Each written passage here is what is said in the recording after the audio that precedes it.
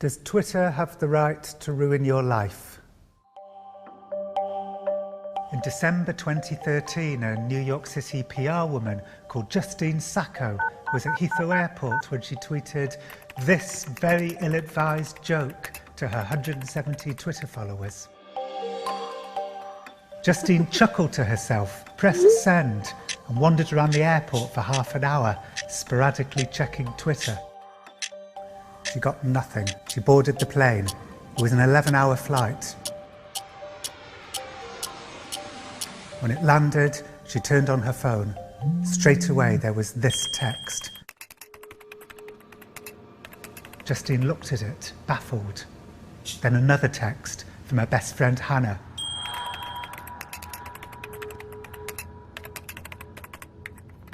There were the genuinely concerned, the idly curious, the celebrities, her employers, the misogynists, a lot of misogynists. Her complete ignorance of her predicament for those 11 hours lent the episode dramatic irony and a pleasing narrative arc.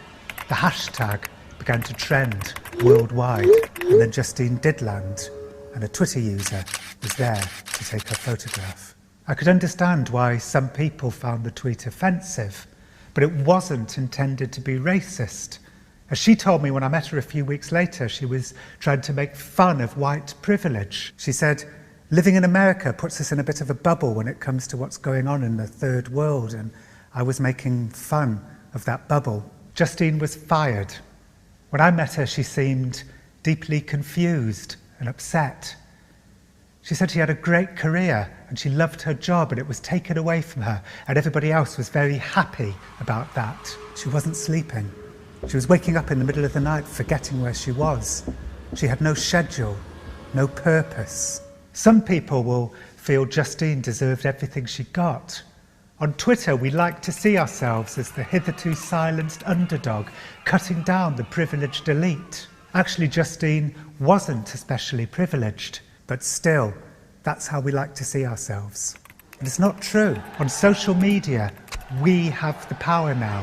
We have the power to cast people out into the wilderness for workplace transgressions, like the journalist Jonah Lehrer, who faked Bob Dylan quotes in a book, and when he tried to apologise and ask for a second chance, the response was trenchant. And then there was Hank, who was overheard whispering a sexist joke to a co-worker at a conference. The woman in front tweeted their picture. Hank was fired.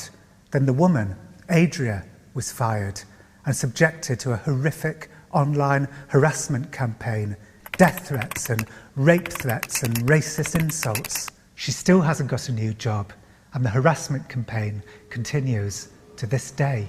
Please don't underestimate how profoundly traumatising it is to be socially shunned in these ways. To be defined by a mistake instead of having your mistake put into a wider human context. We've always had some influence over the justice system, but for the first time in 180 years, since the stocks and the pillory were outlawed, we have the power to determine the severity of some people's punishments. And so we have to think about what level of mercilessness we feel comfortable with. Justine is fine now. The trauma lasted a year. So is a year the right length? Less? More? Put a figure on it. How merciless do we want to be?